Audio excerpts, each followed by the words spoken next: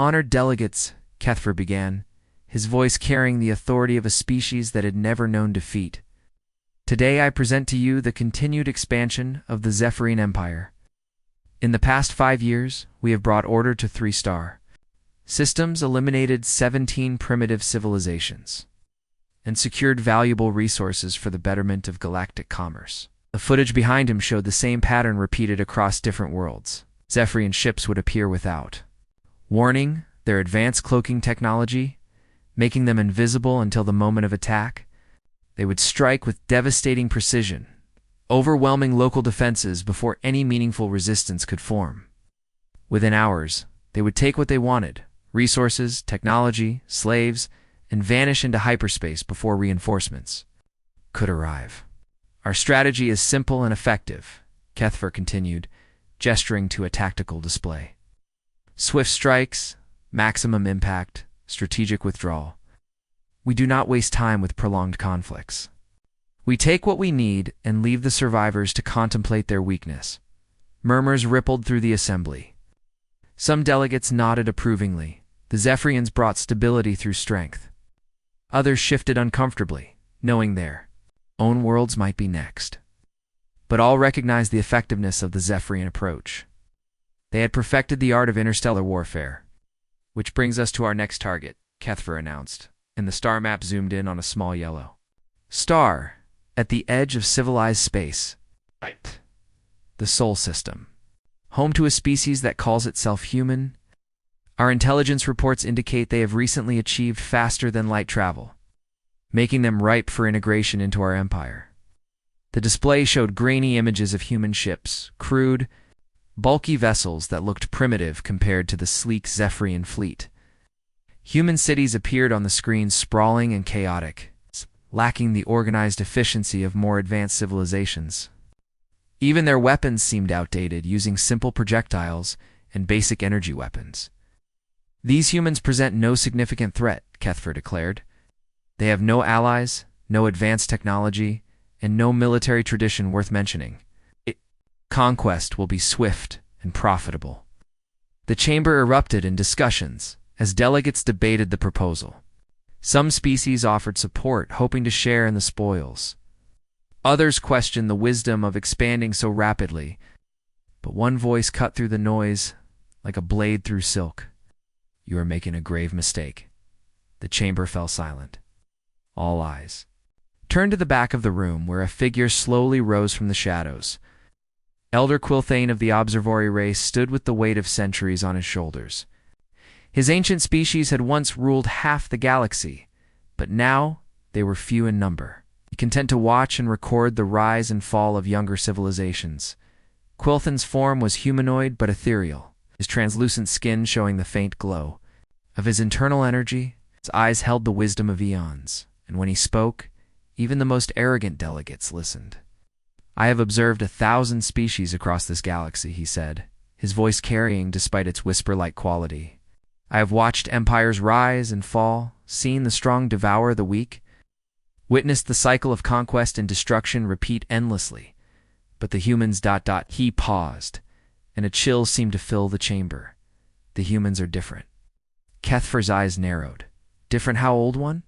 They are primitives who barely understand space travel. They possess something we call the endless hunt, Quilthane replied. Most species fight for territory, resources, or glory. They have boundaries, limits to their commitment. When the cost becomes too high, they retreat, they negotiate, they find compromise. But humans... double quotes. He shook his head slowly. Humans fight for something deeper. They fight for their concept of justice, for their protection of innocence, for their idea of right and wrong. The chamber remained silent, hanging on every word. Once you spill human blood, once you threaten their people, you awaken something that cannot be reasoned with or bought off. They will track you across every star, every planet, every hidden corner of space. They will turn allies against you, hunt you through dimensions you didn't know existed, and pursue you with a patience that spans generations. Quilthane's gaze fixed on Kethfer. They will never stop. They will never forgive, and they will never let you flee. Kethfer laughed, a harsh sound that echoed through the chamber, mongering from a dying race. A mighty observari, reduced to telling ghost stories to frighten children. Other Zephyrian delegates joined the laughter, their confidence unshaken. These humans have existed in space for mere decades, one called out. We have conquered for millennia. Your arrogance will be your downfall, Quilthan warned. I have seen it before. Species that seemed unstoppable, reduced to scattered survivors because they underestimated the human capacity for vengeance. But the laughter continued. Even many non-Zephyrian delegates seemed amused by the old aliens' warnings. The evidence was clear. Humans were newcomers, primitives with simple technology and no military achievements worth mentioning. Kethfer raised his hand for silence. The Zephyrian Empire does not cower before myths and legends. We have made our decision. Sol System will be ours within the month. As the assembly began to disperse, Quilthon remained standing, his ancient eyes filled with sorrow.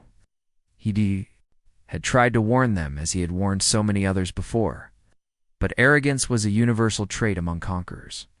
And wisdom was rarely valued until it was too late. The humans would soon face their greatest test, and the galaxy would learn, once again, why some species should never be provoked. The endless hunt was about to begin.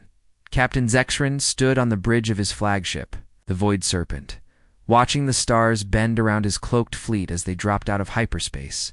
27 of the most advanced warships in the Zephyrian Empire hung invisible in the darkness, their stealth technology making them ghosts against the starfield. Through the massive viewing screen, he could see their target, New Busan, small human mining colony orbiting a resource-rich asteroid field.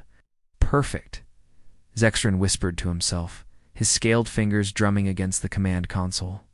This would be exactly like every other conquest, swift, brutal, and profitable. The humans wouldn't even know what hit them.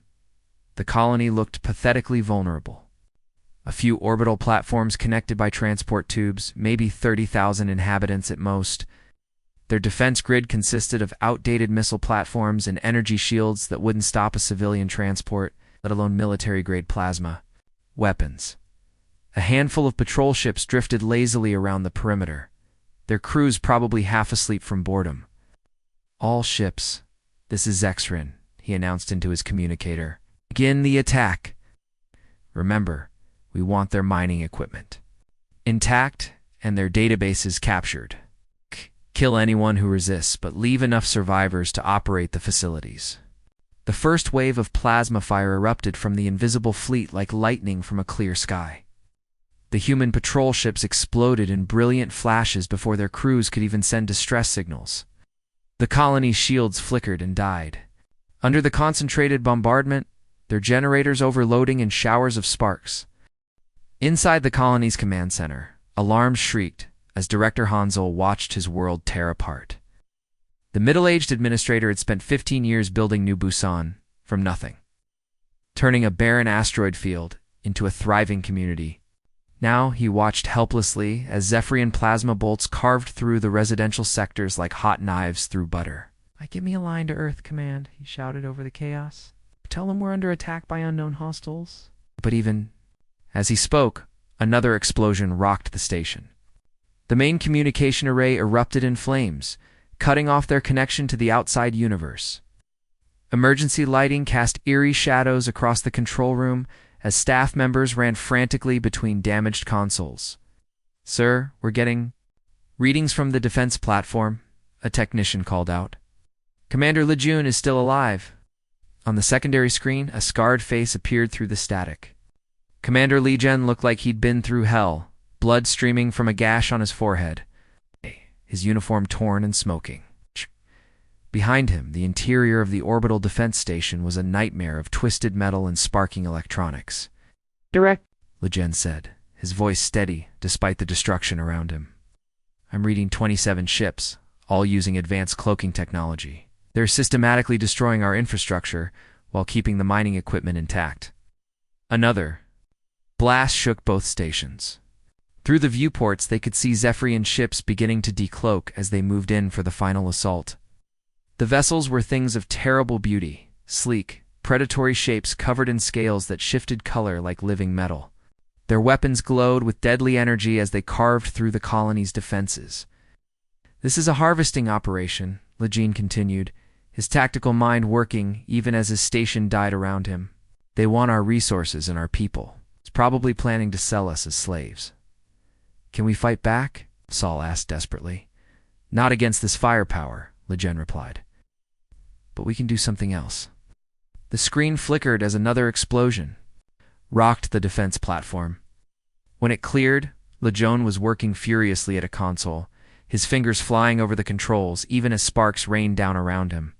"Commander, what are you doing?" Hansel demanded. "Something they won't expect," Lejean said grimly. "I'm recording everything. Every ship design, every weapons signature, every tactical formation, and I'm broadcasting it all on emergency frequencies." Suddenly, a new voice cut through their communication channel. It was harsh, alien, speaking in broken human languages. "Humans of the mining colony, surrender now, and your deaths will be quick. Resist, and we will make you suffer." Hansel looked at the screen, showing his burning colony, at the thousands of innocent people trapped in the residential sectors, at the ships full of families and children who had come here for a better life.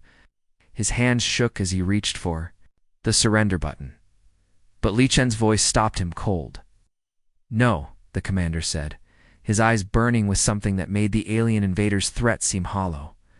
"You wanted our attention. You have it. We will remember your faces. We will remember your ships. We will remember this day forever." The alien voice crackled with what might have been laughter. "Empty threats from a dying species. You will be forgotten like all the others." "That's where you're wrong," Lejean replied, still working at his console. "We don't forget. We don't forgive. And we never give up." The final assault began with devastating efficiency.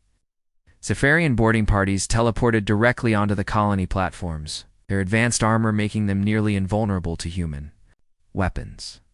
They moved through the corridors like deadly shadows, stunning civilians and executing anyone who tried to resist. Young engineer Soman was working late in the mining control center when the attack began. She watched in horror as her colleagues were systematically captured or killed, their screams echoing through the metal corridors. The Zephyrians moved with practiced precision, clearly having done this many times before. As she crouched behind a bank of computers, Solomon saw something that would haunt her forever.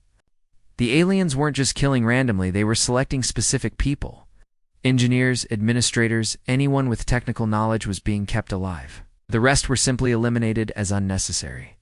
"Please," she whispered as a Zephyrian. "Soldier found her hiding spot. I have a family." The alien looked at her with cold, reptilian eyes. "You have skills we need. Come quietly and you may live to see another day." The raid lasted only 4 hours.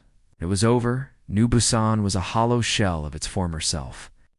The Zephyrians had taken everything of value, rare minerals, advanced equipment, and nearly 3,000 prisoners.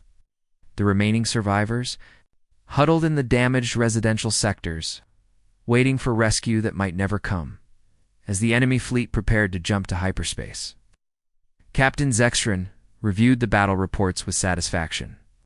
0 Zephyrian casualties, minimal damage to valuable infrastructure, and a profitable cargo of slaves and resources.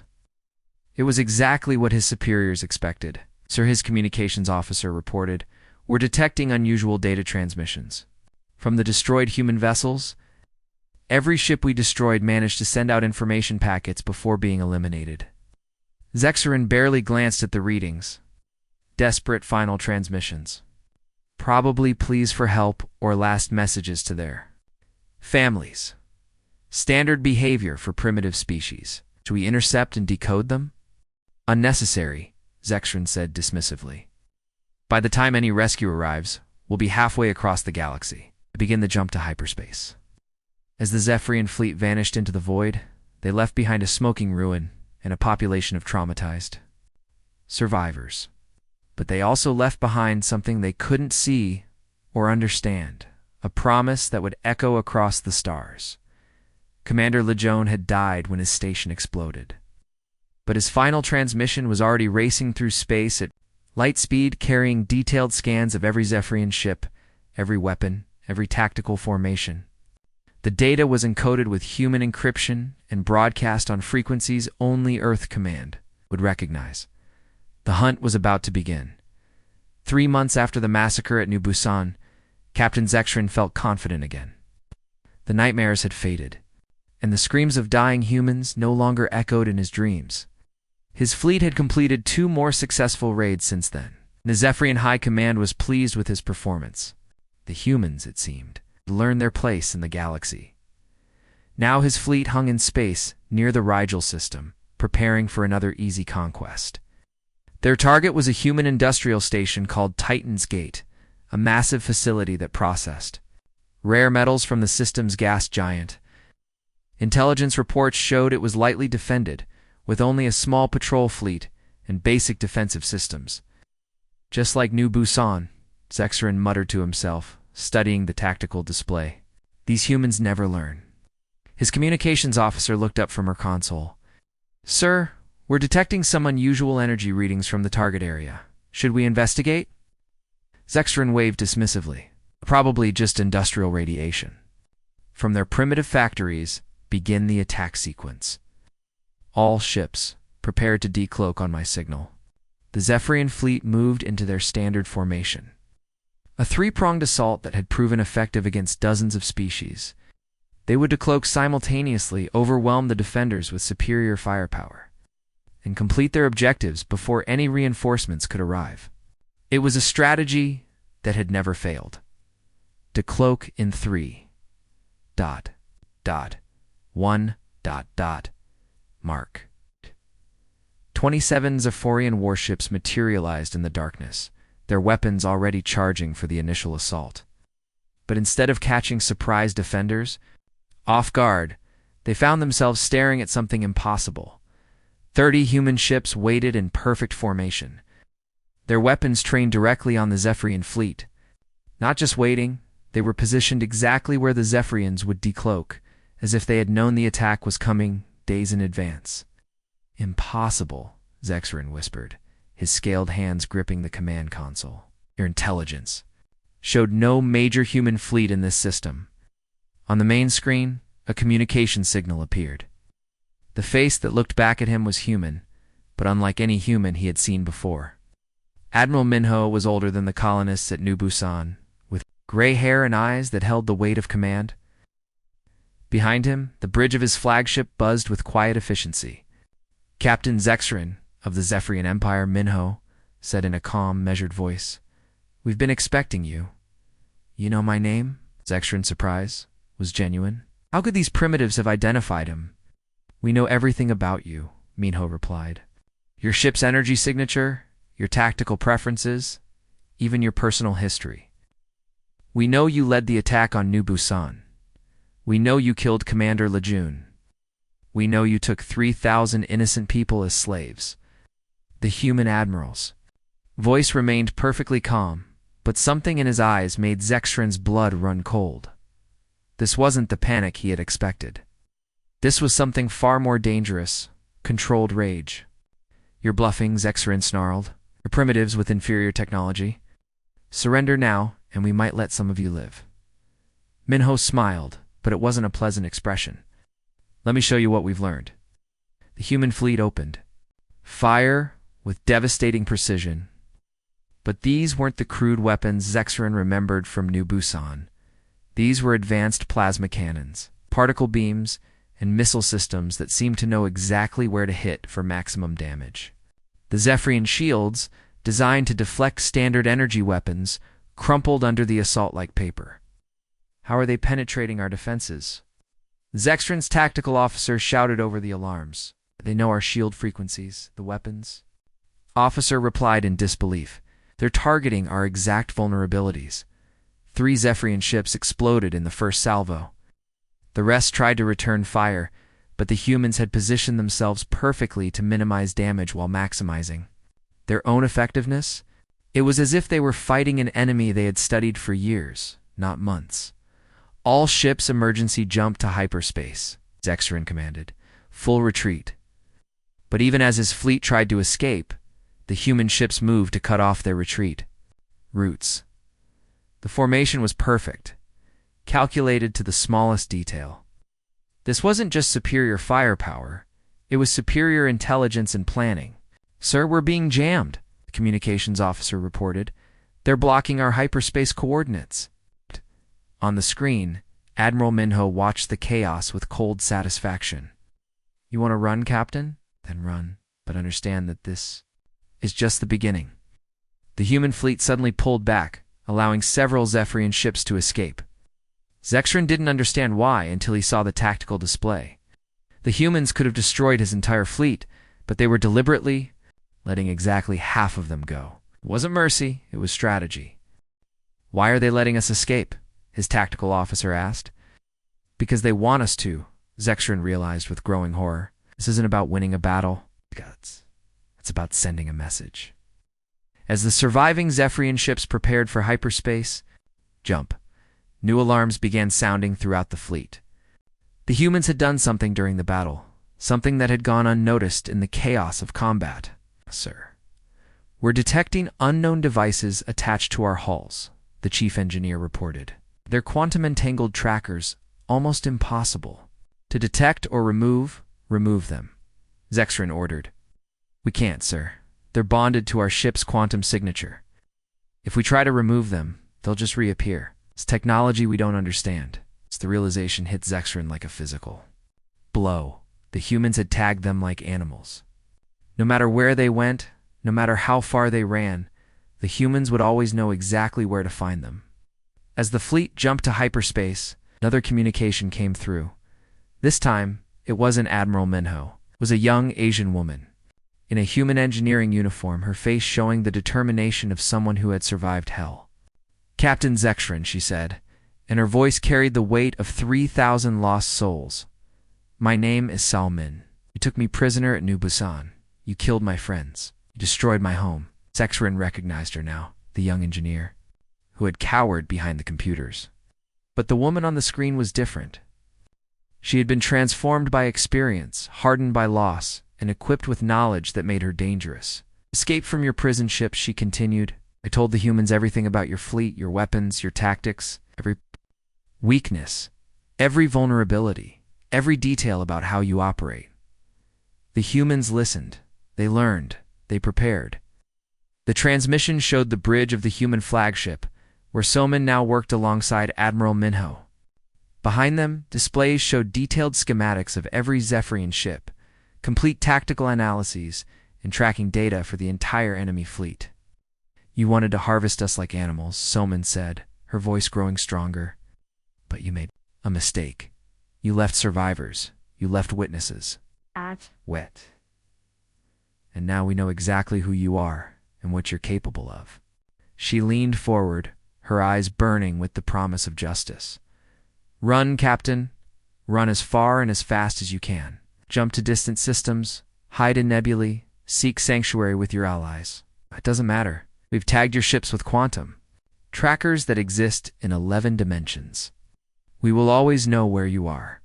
The screen flickered, and her final words echoed through the Zephyrian fleet. "We will always find you." As the communication ended, Zexrin stared at the tactical display showing his reduced fleet. Half his ships were gone. His reputation was shattered, and worst of all, he was being hunted by an enemy that seemed to know his every move before he made it. The humans had done something unprecedented in galactic history.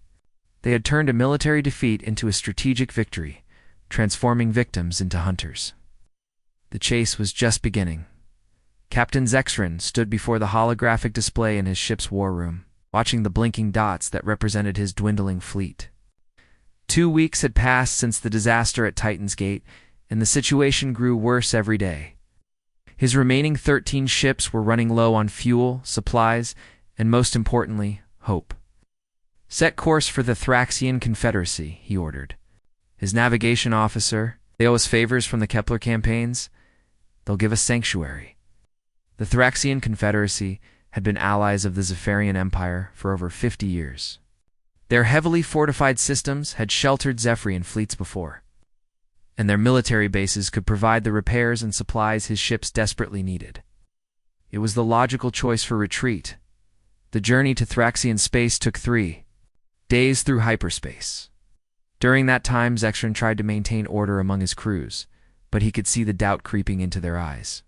These were soldiers who had never known defeat, warriors who had conquered dozens of worlds. Now they were running from humans, a species they had considered primitive just months ago.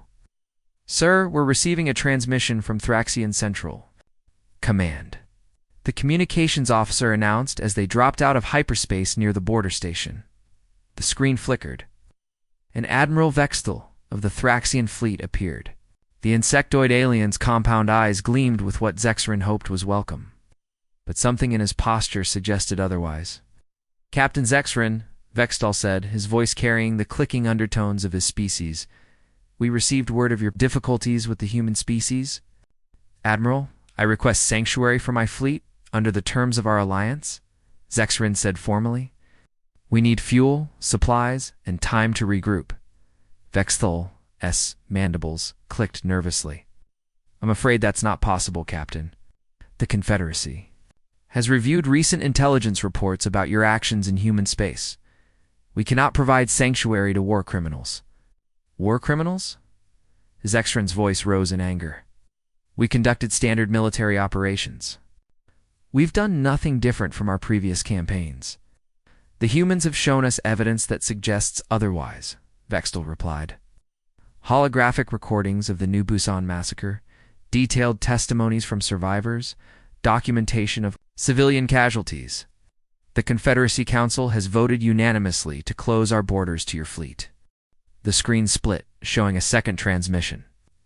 A human diplomatic vessel had arrived at the Thraxian border station just hours before Zexrin's fleet.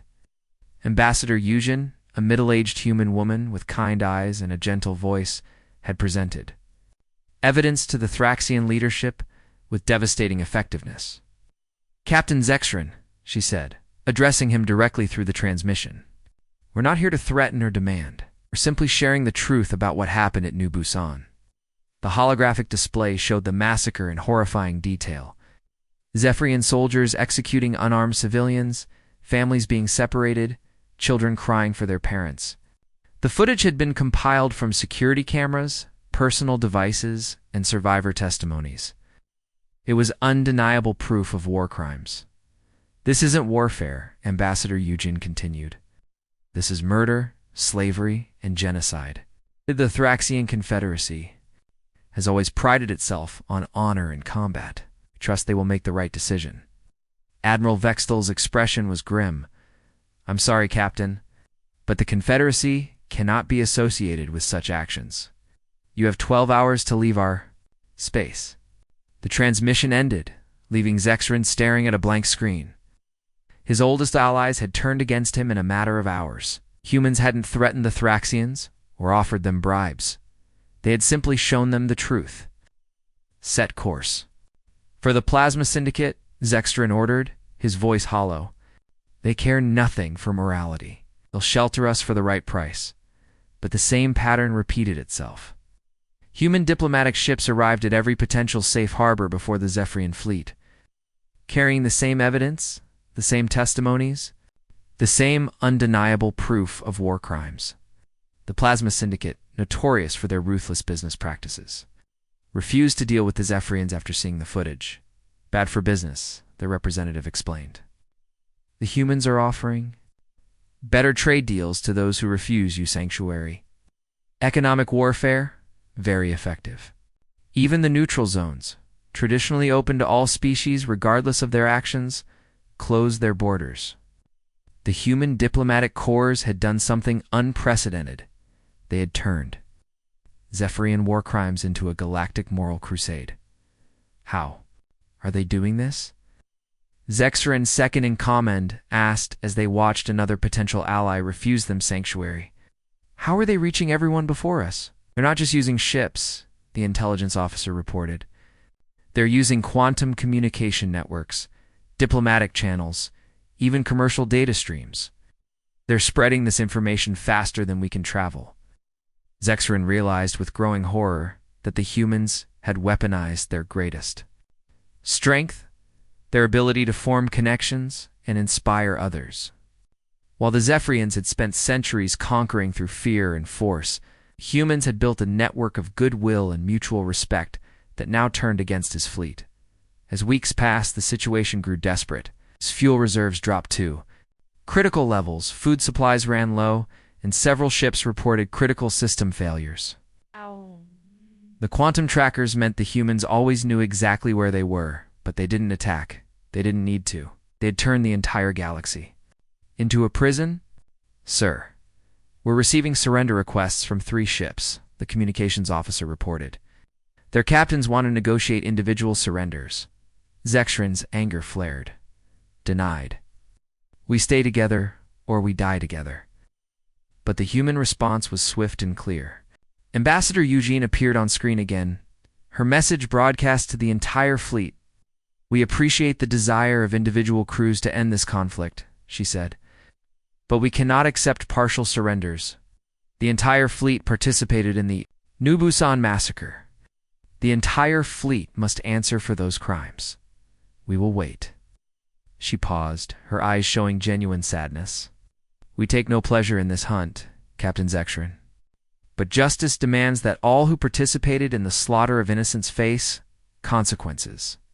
Surrender your entire fleet, submit to Galactic Tribunal, and your crews will be treated fairly. Continue running, and watch your people suffer for your pride. The transmission ended, but its impact was devastating. The humans weren't just hunting the Zephyrians, they were psychologically destroying them. Every denied sanctuary, every closed border, every former ally turning away, drove home the same message. They were alone in a galaxy that had chosen sides. Captain, his chief engineer reported, we're detecting hull breaches on 3 ships. Their life support systems are failing. Zextrin watched his fleet slowly disintegrate. Now ships that had once struck terror into entire star systems now limped through space, their crews demoralized and desperate. The humans had done something no military force had ever accomplished. They had defeated the Zephyrians without firing a shot. Sir, incoming transmission from the human fleet, the communications officer announced. They're offering medical supplies and emergency repairs for our damaged ships. In exchange for what? Zextrin demanded. Nothing, sir. They say it's a humanitarian gesture. The cruel irony wasn't lost on him. It's the humans, whom he had tried to enslave and slaughter, were now offering mercy to his dying crews. It was the final humiliation, being shown compassion by his victims, as he stared at the tactical display showing his trapped dying fleet. Zextrin finally understood what Elder Quilthane had tried to warn them about. The humans didn't just fight wars, they transformed them into moral crusades that turned entire civilizations against their enemies. The hunt was nearing its end, and there was nowhere left to run. Captain Zextrin's remaining fleet drifted in the empty void between star systems, their ships barely functional after months of desperate flight. Emergency power flickered through the corridors, and the stench of fear hung heavy in the recycled air. Of the original 27 ships that had attacked New Busan, only 9 remained operational, their crews pushed to the breaking point. Status. Report. Zextrin commanded from his captain's chair, though he already knew the answer would be grim. Fuel reserves at 8% across the fleet, his chief engineer reported. Life support systems failing on 3 ships, if maybe 2. More hyperspace jumps before we're stranded. And the humans? Zextrin asked, though he already knew that answer too. Still tracking us, sir? They maintain distance but never lose sight of us. It's like they're waiting for something. Zextrin stared at the tactical display showing the human ships that had been following them for weeks. They never attacked, never demanded surrender, never even communicated. They simply watched, like predators waiting for wounded prey to collapse. Sir, we're receiving a transmission from the High Command, the communications officer announced. The holographic display flickered to life, showing Supreme Admiral Kethver himself. The old Zephyrian leader looked haggard, his usually immaculate uniform wrinkled and stained. Behind him, the command center buzzed with desperate activity. Zextrin, Kethver said without preamble, the humans have turned half the galaxy against us. Our trade routes are blocked, our allies have abandoned us, and our own colonies are requesting protection from human forces. This madness must end. I understand, Supreme Admiral Zexrin replied, but we have nowhere left to run. Every system has closed its borders to us. Then we don't run, Kethfer said, his eyes burning with desperate fury. We strike at the heart of their empire. We attack Earth itself. The bridge fell silent. Even the background hum of the ship's systems seemed to pause at the audacity of the plan. "Ah, sir," Zexrin's tactical officer whispered. "That's their homeworld. Their defenses will be focused on protecting their colonies." Kethfer interrupted. "They've spread their fleet thin, hunting us across the galaxy.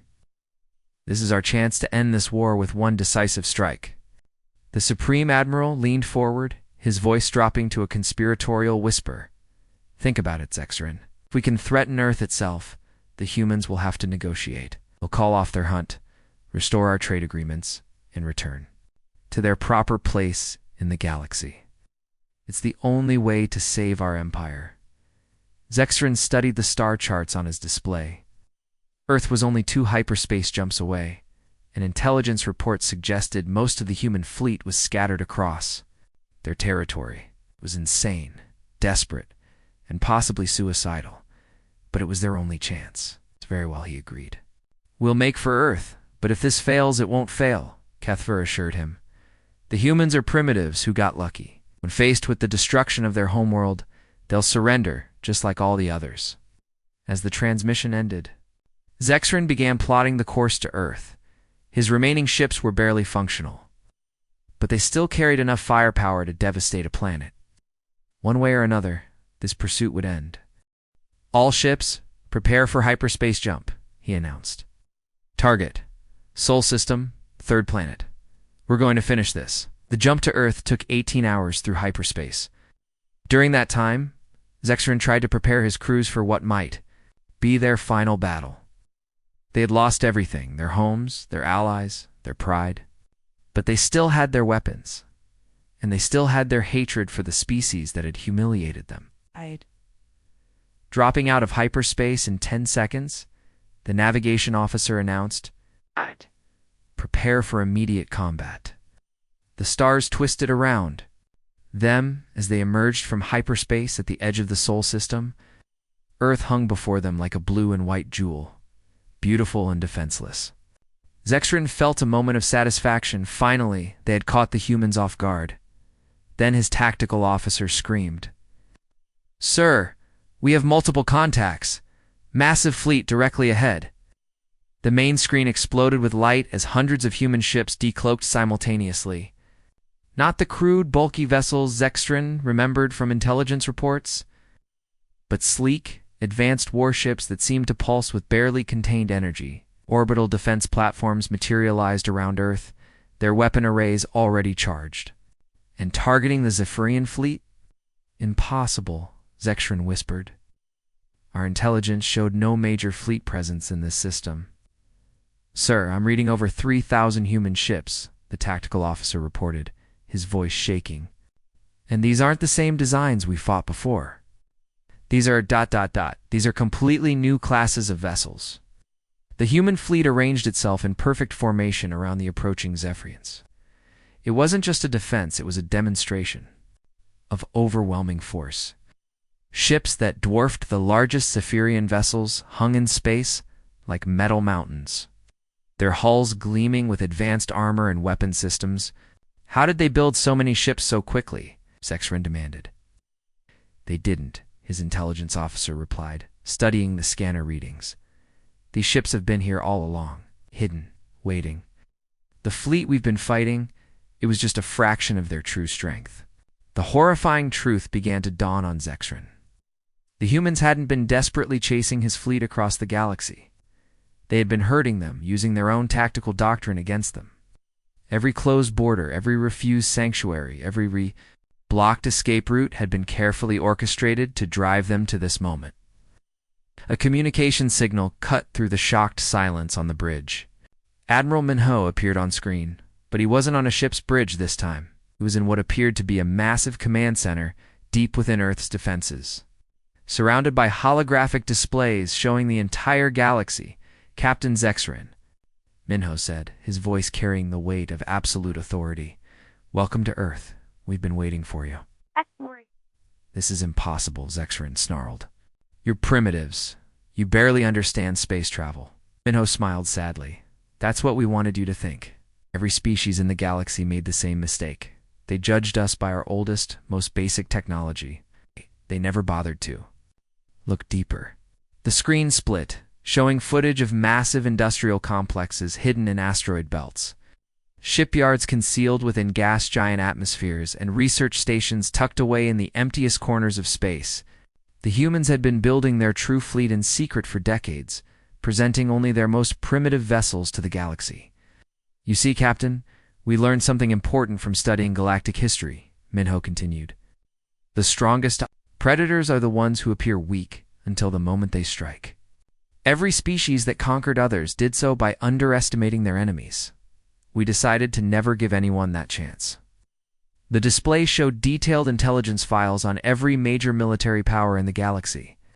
The humans had been watching, learning, and preparing for conflicts that hadn't even started yet. "You wanted to test humanity's resolve," Minho said, "so we let you. We allowed you to attack New Busan, to take our people, to believe you were superior, because we needed to understand exactly what we were dealing with." Zexrin felt his legs give out, and he collapsed into his command chair. You used your own people as bait? Used volunteers?" Minho corrected. "The colonists at New Busan knew the risks. They chose to be part of the trap because they understood what was at stake. Commander Li Chen's sacrifice gave us the intelligence we needed to hunt you across the galaxy." The final piece of the puzzle clicked into place. The humans hadn't just been tracking the Zephyrian fleet. They had been studying them, learning their tactics, understanding their psychology.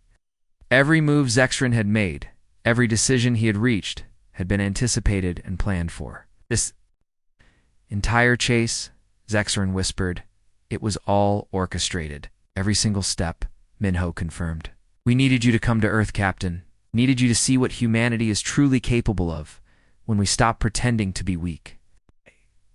Defense fleet powered up their weapons, and the space around the planet lit up like a second sun. The Zephyrians found themselves facing technology that seemed decades ahead of anything they had encountered. It's wielded by a species that had just revealed they were far more dangerous than anyone had imagined. The trap was complete. And there was no escape. The space around Earth had become a cathedral of silent power. 3,000 human ships hung in perfect formation, their weapons charged but not firing, their crews waiting with disciplined patience. The 9 remaining Zephyrian vessels sat trapped in the center of this vast fleet, their engines dead, their weapons offline, their crews paralyzed by the overwhelming display of force. Captain Zexrin stood on his bridge, watching the tactical display with the hollow eyes of a defeated commander. His scales had lost their natural shine, and his once proud uniform hung wrinkled and stained on his diminished frame. Around him, his bridge crew waited in terrified silence, unsure whether the next moment would bring death or something worse. "Sir," his communications officer whispered, "we're receiving a boarding request from the human flagship." Zexrin, almost, laughed at the absurdity. A boarding request, as if he had any choice in the matter. Tell them they have permission to board." The massive Galactic Council chamber buzzed with tension as hundreds of alien species gathered for the most important meeting in decades. Crystal walls stretched high above, casting rainbow light across the assembled delegates. In the center of the room, a holographic star map displayed the known galaxy, with red zones marking areas of conflict and green zones showing peaceful territories. Ambassador Kethfer of the Zephyrian Empire stood at the speaker's podium, his tall, reptilian form commanding attention. His scaled skin gleamed under the chamber's lights, and his yellow eyes swept across the crowd with predatory confidence. Behind him, massive screens showed footage of his people's latest conquests, entire civilizations bowing before Zephyrian might, their cities burning, their fleets destroyed. The words tasted like ash in his mouth. In all his years of conquest, he had never imagined himself surrendering to a species he had once considered primitive. But here he was, about to face the justice of beings he had tried to enslave and slaughter. 20 minutes later, the airlock hissed open, and Admiral Minho stepped aboard the Zephyrine flagship. But he wasn't alone. Behind him walked Commander Soman, the young engineer who had survived the New Busan massacre. She wore the uniform of a human naval officer now, her face bearing the quiet strength of someone who had endured hell and emerged, transformed. Following them came a dozen other humans, all wearing the same expression of calm determination. Some were military officers, others were civilians, but all of them carried themselves with the dignity of people who had suffered and chosen to transform their pain into purpose. Captain Zexrin, Admiral Minho, said formally, "I am Admiral Minho of the Terran Defense Force. I believe you know Commander Soman."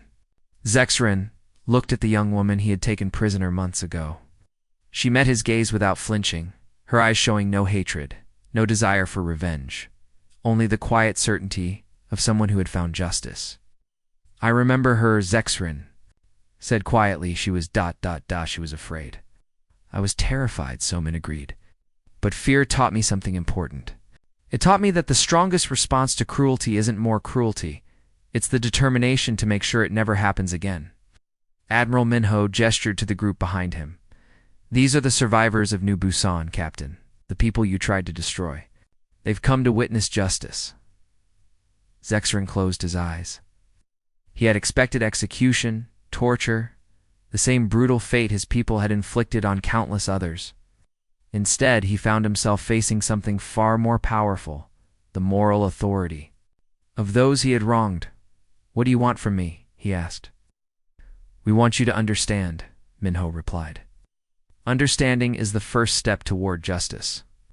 The Admiral activated a holographic display that filled the bridge with images from across the galaxy. Zephorian attacks on peaceful colonies, families torn apart, worlds left burning in the wake of their conquests. But these weren't just random atrocities, they were part of a systematic campaign of terror that had lasted for decades. "Your empire has committed war crimes against 47 different species," Minho explained. "Over 3 million innocent beings have died because of Zephyrine aggression. Entire civilizations have been wiped out or enslaved. That's war." Zexrin protested weakly. "It's how the galaxy works. The strong dominate the weak." "No," Solomon said firmly. "That's not war. That's murder. War has rules, honor, purpose. What you did was genocide disguised as conquest." The holographic display shifted, showing the current state of the galaxy. Hundreds of species had united under human leadership, sharing technology, resources, and knowledge. Former enemies worked together on massive projects, their conflicts resolved through diplomacy rather than violence. "This is what the galaxy looks like when species choose cooperation over conquest," Minho said. "When they choose to build rather than destroy." Zexrin stared at the images of prosperity and peace. "Impossible." "That there's always conflict, always competition, there's always choice," Salman corrected. "The choice to be better than your worst impulses, the choice to protect instead of prey upon, the choice to build bridges instead of walls." "Admiral." Minho stepped forward, his voice carrying the weight of absolute authority. "Captain Zexrin, by the authority granted to me by the Galactic Council and the United Species Alliance, I hereby place you and your fleet under arrest for crimes against sentient life." "And our punishment?" Zexrin asked, his voice barely a whisper. "Your punishment is to live," Minho replied. "To return to your homeworld and face the judgment of your own people. To spend the rest of your life working to repair the damage you've caused." The terms were presented with clinical precision. Complete disarmament of the Zephyrine military, reparations to all victims of their aggression, and permanent human oversight of their government. Any future act of aggression would result in the complete dismantling of their civilization. "We could destroy you," Salman said quietly. "We have the power to turn your homeworld into space dust. But that would make us know better than you. Instead, we choose to give you the chance to become something better." The escort back to Zephyrine space took 2 weeks. During that time, Zexrin found himself in daily conversations with his former prisoners. They spoke of their hopes, their dreams, their plans for rebuilding what the Zephyrians had destroyed. They treated him not as a monster, but as a person who had made terrible choices and could still learn to make better ones. "I don't understand you, Zexrin," admitted to Salmon during one of their conversations. "We killed your people. We destroyed your home. Why show us mercy?" "Because mercy is what separates civilization from barbarism," she replied. "Because someone has to break the cycle of violence. Because the strongest thing you can do is choose not to become the monster that hurt you."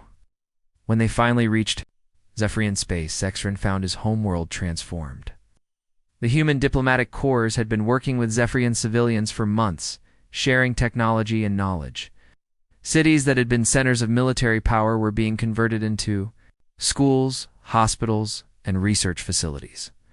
"Your people are learning," Admiral Minho observed. "They're discovering that there's more strength in building than in destroying." As Zexrin was transferred to Zephyrian custody, he finally understood what Elder Morden had tried to warn them about. The humans didn't just fight wars, they transformed them into lessons that changed entire civilizations. They had taken the Zephyrian Empire's greatest strength, their ability to conquer, and turned it into their greatest weakness by showing them a better way. 6 months later, the Galactic Council convened for a historic session. Representatives from over 200 species gathered to hear the formal presentation of the human doctrine, a set of principles that would over in interstellar relations for generations to come. "Let it be known throughout the galaxy," the council chairman announced, "that there are some species that should never be provoked, not because they are cruel, but because they are just. Not because they are vengeful, but because they are determined. The humans have shown us that the greatest strength lies not in the ability to destroy, but in the wisdom to protect." The doctrine was simple but profound. Any species that committed genocide, engaged in slavery, or attacked civilians would face the united response of the galactic community. There would be no safe harbors, no neutral zones, no escape from justice. In the months that followed, the galaxy began to change. Trade routes opened between former enemies. Scientific knowledge was shared freely. Conflicts were resolved through arbitration rather than warfare. The humans had done something unprecedented. They had transformed an entire galaxy's understanding of what it meant to be strong. Commander Salmon, now Admiral Salmon, stood on the bridge of her flagship, watching the stars and thinking about the journey that had brought them here. They had started as victims, become hunters, and finally evolved into guardians. The galaxy was safer now, not because humanity had conquered it, but because they had taught it to be better. The lesson was clear and eternal. If you attack the innocent, humanity will find you. They will never stop hunting you. They will never let you flee from justice. But more importantly, they had shown the galaxy that justice and mercy could coexist. All that strength and compassion were not opposites, but partners in the endless work of building a better universe. The hunt was over, but the real work of peace had just begun. Retriclod can make mistakes. Please double-check responses.